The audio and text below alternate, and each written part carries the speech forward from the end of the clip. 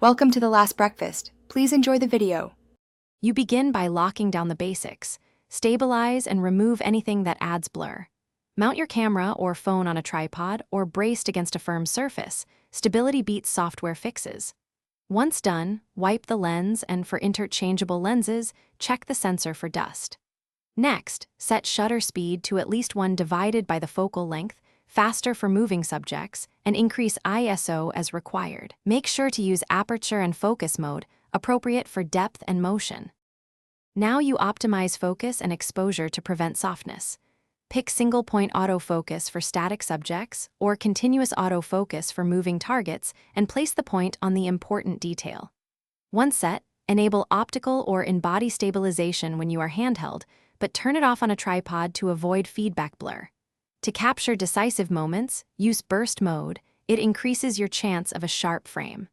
Also, choose spot or center-weighted metering when the subject differs from the background, and adjust exposure compensation accordingly. Finally, you verify and rescue images. Review photos at 100% on your camera or computer to confirm sharpness and that the focus plane hit the subject. If needed, work with RAW files. Apply selective sharpening where details need it and use noise reduction only for high ISO areas. Avoid over-sharpening.